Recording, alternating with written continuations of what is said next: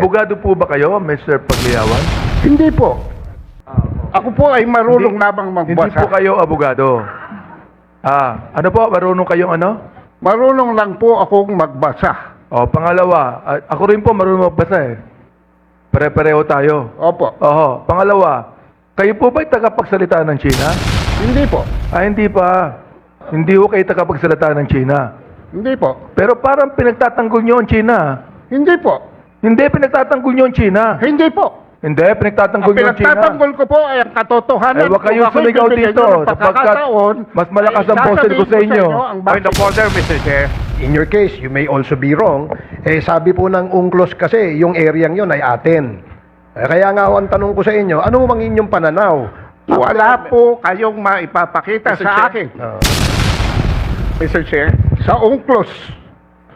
Dahil ang area na yan. Hindi ho ba naging dispute yan because nagkaroon nga ho, kaya nga ho nagkaroon ng arbitral ruling noong 2016. Dahil po kiniklaim yan at tayo naman po ay kiniklaim nating ating yan. Sige, Commodore Sariela, arbitral ruling, excuse me lang Mr. sir. Chair. Wait, Excuse me, sir. order, Si order. Commodore Sariela. Ako po ay nagsilbi na diplomat sa Washington, D.C.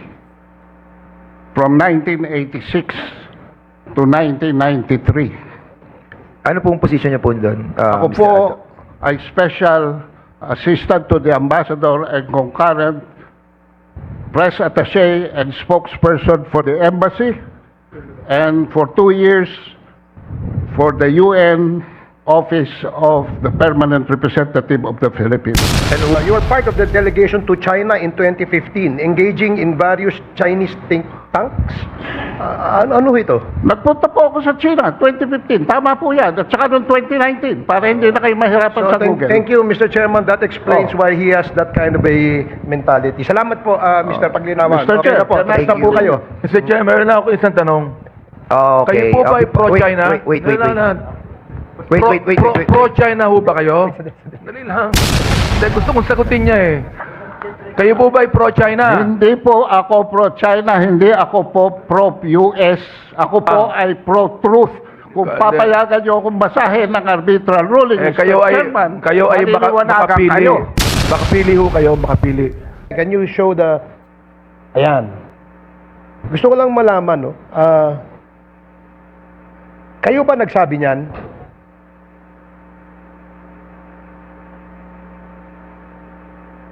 Parang hindi kayo sigurado eh.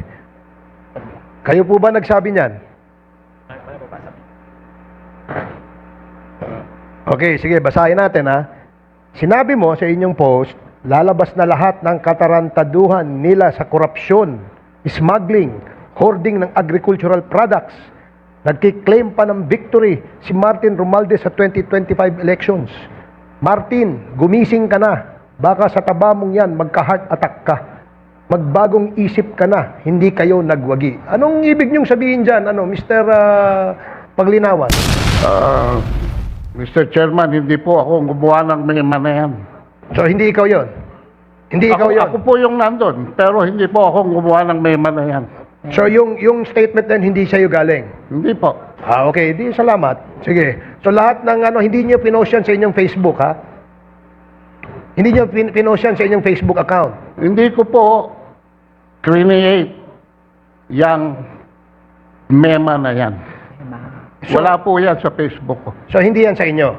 Hindi po sa akin. So, may gumawa ng fake news sa inyo. Opo. Ayan. At least malinaw, pati kayo nabibiktima ng fake news. Anong feeling nung nalaman nyo may nag-fake news? Ano po? Anong pakiramdam nyo? Nung nakita nyo na merong gumawang fake news na ganyan sa inyo, anong pakiramdam nyo? Wala po. That is part of being a blogger. That is part of being a public figure. Okay. So, wala okay. po, I don't take those things seriously. Kung Okay. yan po ay fake news, hindi po ako apektado niyan. Mas maganda hong ganyan, wag hong apektado, di ba? Mr. Chair, they just mentioned na taksil ako. And for example, for Mr. Ado Paglinawan, he always enjoyed calling me as Tonto of Mr. Ray Powell. Is Mr. Paglinawan here? You are Mr. Paglinawan, sir? Opo. Okay, pwede po bang magtanong sa inyo, sir? Ano ho ang inyong posisyon tungkol sa paglalagay ng mga mga installations or buildings sa West Philippine Sea ng bansang China? Ano po inyong pananaw dyan? Ang pananaw ko po dito ay hindi napipinto sa pro-China o pro-US. Dahil kami po sa Asian Century PH. With all due respects to the Congresswoman from Bataan, ang aming pong panuntunan, kumukuha kami ng mga aligasyon, pina-fact check namin. At kung may diversion, nagbibigay kami ng sarili naming opinion. Yan po ang proseso na aming sinusundan. Sa pagtatayo po ng mga installation ng China dyan, yan po ay batay sa kanilang pananaw. Maaring mali yan sa ating pananaw, pero sa kanilang pananaw, tama sila. Sige po. Sa inyong pananaw, sino ho may-ari ng West Philippine Sea? Yung tinayuan nila ng installation, Mr. Paglinawan. Unang-una po, kailangan bumalik tayo sa basic definition of terms. Sir, Nagbanggit po kayo excuse me ng po. West Philippine Sea. Excuse me po, sir. Yun na lang po, para hindi po humaba. Doon na lang po sa area where the Philippines claims ownership on those islands na tinayuan po ng China, ng kanilang mga installations. Ano hong pananaw nyo doon? Tayo po ba may-ari noon o sila? Wala po tinatayo ang China sa mga instalasyon, sa mga lugar na ating inokupa. Doon ho sa Scarborough Shoal, wala ho ba silang tinayo doon? Unang-una po, mismo sa testimonya ni Mr. Tariela na antas ng pagpapatupad ng batas ay ang customary law.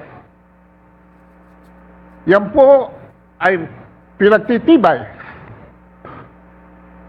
ng actual occupation, sustained administrative control, and defense if necessary. Magbibigay po ako ng ehemplo. Noong pong 2012, dito po sa, with all due respects, dito po sa inyong privileged speech, sinight ninyo that the occupation of Scarborough Shoal in 2012 marked a significant turning point, with China asserting historic rights as their justification. Isumiti po natin ito sa fact check. Hindi po historic rights ang pinagtitibay ng China sa Scarborough Shoal. Mr. Chair, Ang soberanya po na in-exercise ng China sa Scarborough Shoal Mr. Chair, is out of the fact that we abandoned control after the stand-off. Okay, sige po, sir. Teka ho, para ho, medyo lumalawak na tayo kasi sa aking pananaw, I may be wrong. In your case, you may also be wrong. Sabi po ng UNCLOS kasi, yung areang yun ay atin. Kaya nga ho, ang tanong ko sa inyo, ano mang inyong pananaw? Wala po kayong maipapakita Mr. sa Chair. akin Mr. Chair, sa UNCLOS na yung area na yan. Hindi ho ba naging dispute yan because nagkaroon nga ho, kaya nga ho nagkaroon ng arbitral ruling noong 2016. Dahil po kiniklaim yan at tayo naman po ay kiniklaim nating ating yan. Sige, Commodore arbitral Tariela, ruling excuse po, me lang Mr. sir. Chair. Wait. Order, Si order. Commodore Tariela. Let the chair we all understand that the 2016 arbitral award has already invalidated the historic whatsoever claim of the People's Republic of China. So we should not allow Mr. Ado Paglinawan saying all those lies, because as I said, he is a pro-China fake news purveyor, and we should not allow him to say those kind of things in this hallowed hall of the House of Representatives. Mr. Chair, abogado po ba si Mr. Pagliawan? we can ask him. You can ask him personally. Abogado po ba Mr. kayo? Ado, you are now recognized. Chairman Abante is asking a question. You can answer him Mr. directly. Chair, Go ahead. abogado po ba kayo, Mr. Pagliawan? Hindi po. Ako po ay marunong lamang Hindi magbasa. po kayo abogado. Ano po? Marunong kayong ano? Marunong lang po akong magbasa. O, pangalawa, ako rin po marunong magbasa eh. Pare-pareho tayo. Opo. Oho. Pangalawa, kayo po ba'y tagapagsalita ng China? Hindi po. Hindi pa. Hindi po kayo tagapagsalita ng China. Hindi po. Pero parang pinagtatanggol nyo ang China. Hindi po. Hindi, pinagtatanggol nyo ang China. Hindi po. Hindi, Ang pinagtatanggol nyo ang China. pinagtatanggol ko po ay ang katotohanan. Eh, huwag kayong Kung ako'y sumigaw bibigyan dito, nyo ng sapagkat pagkakataon, mas malakas ang ay boses ko sa sasabihin inyo. ang Point of bakit. order, Mr. Chair. Order. Point of order, Mr. Chair. Yes, what's the point of order, Chairman Akop, please? The resource person concerned does not know the rules. So it's better that we remind him of our rules so that any member of this committee will not move to cite him in contempt. I think, Mr. Chair, that is your duty to remind him of our rules. Mr. Ado, please refrain from talking while the members of this committee is still have the floor. So again, Yes, Mr. Chair. Mr. Chair. again, wait. This is a reminder to all of us, no, na mga resource persons, no, to answer, sumagot muna kapag nirecognize na po ng chairman. Para meron po tayong kaayusan sa ating pong hearing. Okay, for Mr. now, Chairman, the for last now, time I check, I have the floor. Mr. Chair. But I beg, I will...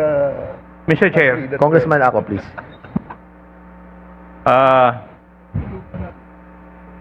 I would like to remind the resource person na kami nga rito, hindi po kami nagsasalita until and unless we are recognized by the chairman.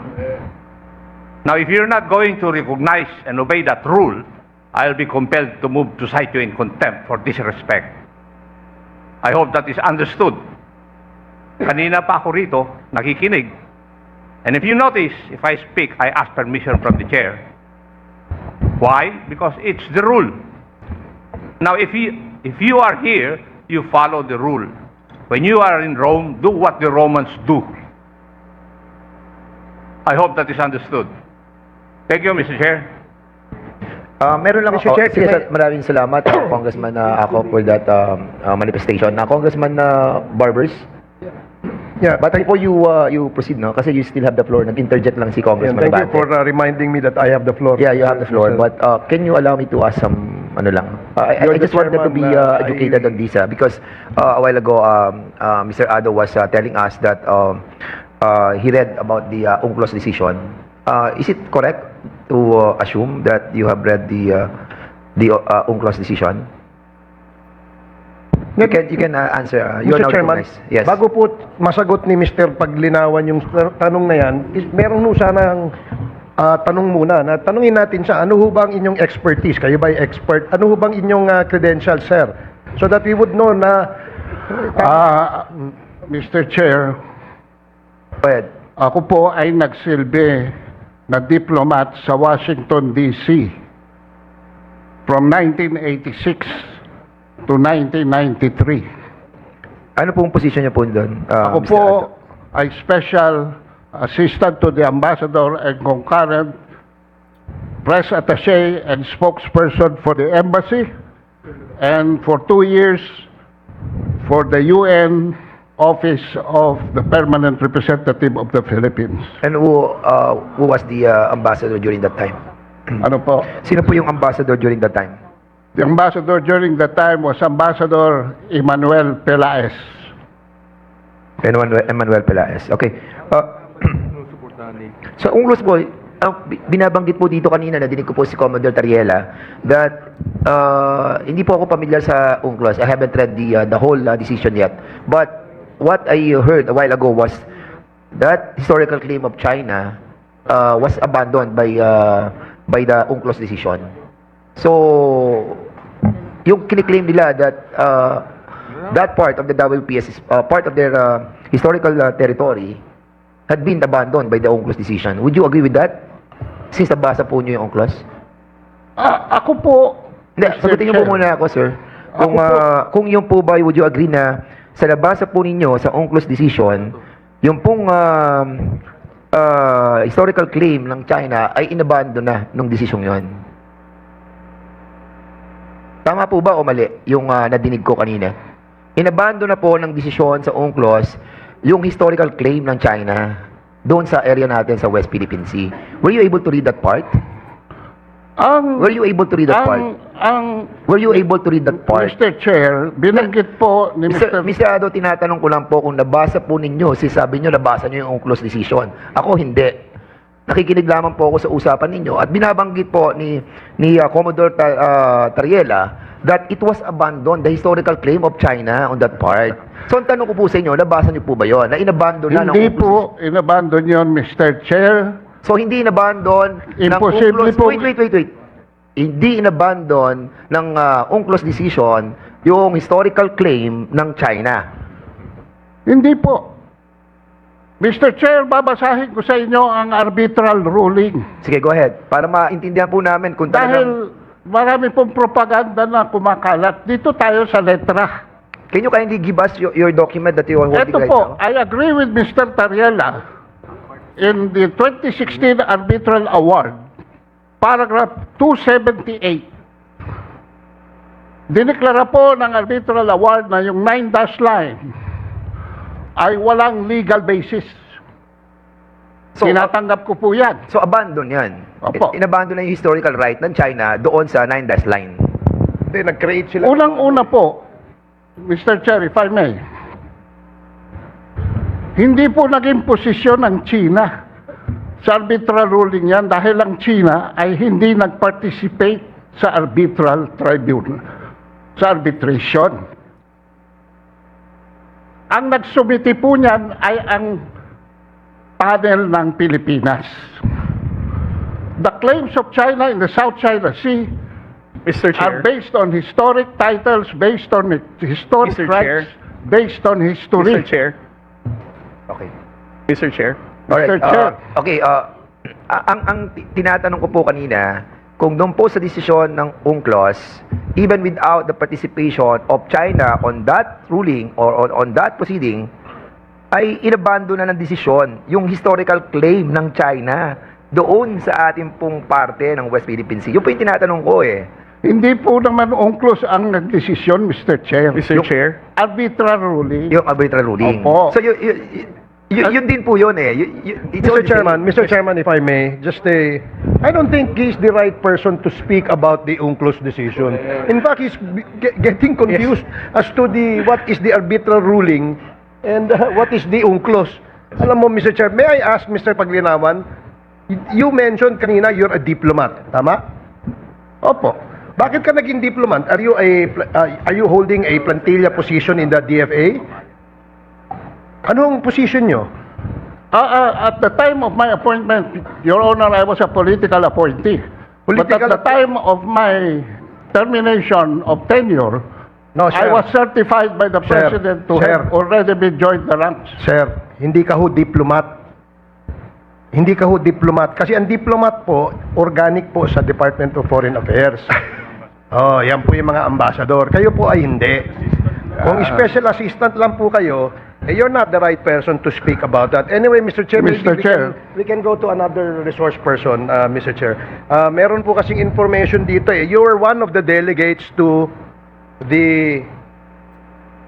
you were part of the delegation to China in 2015, engaging in various Chinese think tanks. Ano ito? Nagpunta po ako sa China, 2015. Tama po yan. At saka noong 2019, para hindi na kayo mahirapan sa Google. Thank you, Mr. Chairman. That explains why he has that kind of a mentality. Salamat po, Mr. Paglinawan. Mr. Chair, na po. thank Basta po you. kayo. Mr. Chair, meron na ako isang tanong. Okay. Kayo po ba ay pro-China? Wait. Wait. Pro-China ho ba kayo? Dali lang. Hindi, gusto kong sagutin niya eh. Kayo po ba ay pro-China? Hindi po ako pro-China, hindi ako po pro-US. Ako po ay pro-truth.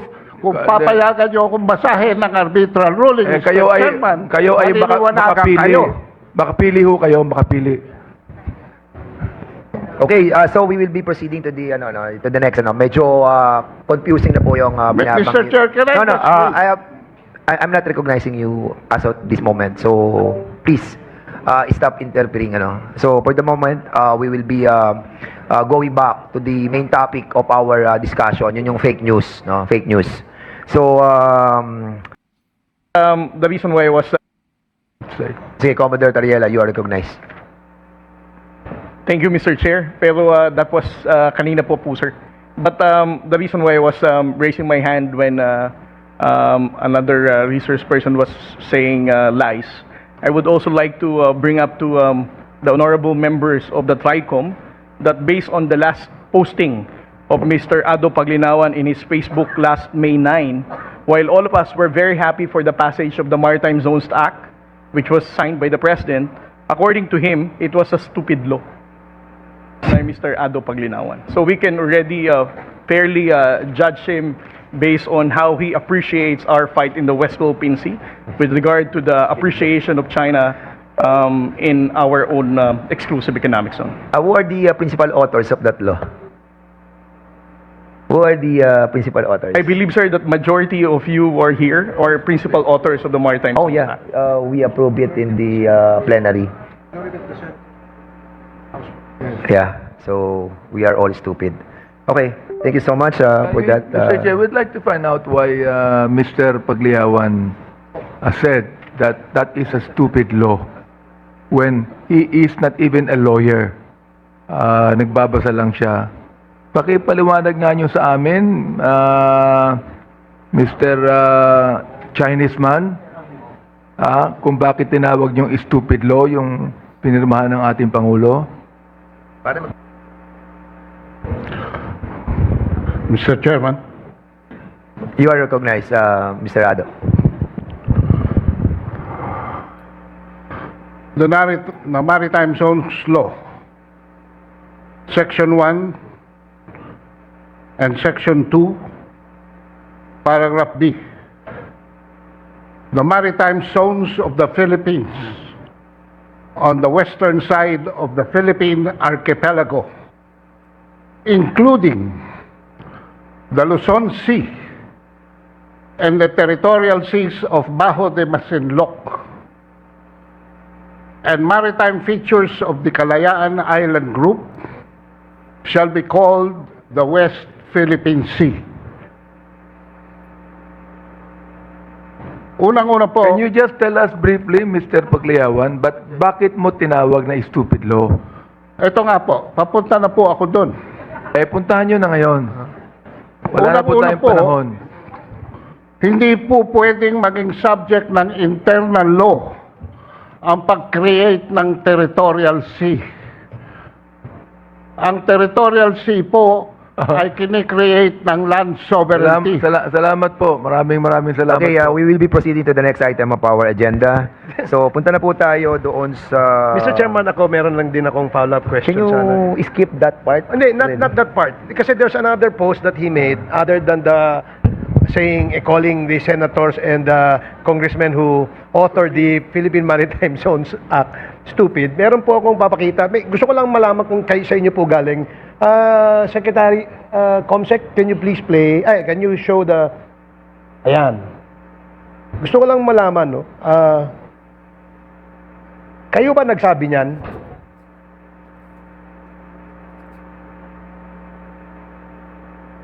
Parang hindi kayo sigurado eh. Kayo po ba nagsabi niyan? Okay, sige, basahin natin ha. Sinabi mo sa inyong post, lalabas na lahat ng katarantaduhan nila sa korupsyon, smuggling, hoarding ng agricultural products. Nagkiklaim pa ng victory si Martin Romualdez sa 2025 elections. Martin, gumising ka na. Baka sa kaba mong yan, magka-heart attack ka. Magbagong isip ka na, hindi kayo nagwagi. Anong ibig niyong sabihin dyan, Mr. Paglinawan? Mr. Chairman, hindi po ako gumawa ng mga na yan. So, hindi ikaw yon. Hindi ikaw yon. Ako po yung nandun, pero hindi po ako gumawa ng mema na yan. So, yung statement na yun, hindi sa'yo galing? Hindi po. Okay, di salamat. Sige. So, lahat ng hindi niyo pinost yan sa inyong Facebook, ha? Hindi niyo pinost yan sa inyong Facebook account? Hindi ko po create yung mema na yan. Wala po yan sa Facebook ko. So, hindi yan sa inyo? Hindi po sa akin. So, may gumawa ng fake news sa inyo? Opo. Ayan. At least malinaw, pati kayo nabibiktima ng fake news. Anong feeling nung nalaman nyo may nag-fake news? Ano po? Anong pakiramdam nyo? Nung nakita nyo na merong gumawang fake news na ganyan sa inyo, anong pakiramdam nyo? Wala po. That is part of being a blogger. That is part of being a public figure. Okay. So, wala okay. po, I don't take those things seriously. Kung Okay. yan po ay fake news, hindi po ako apektado niyan. Mas maganda hong ganyan, wag hong apektado, di ba? Opo. Salamat po. Thank you po. Okay, thank you so much.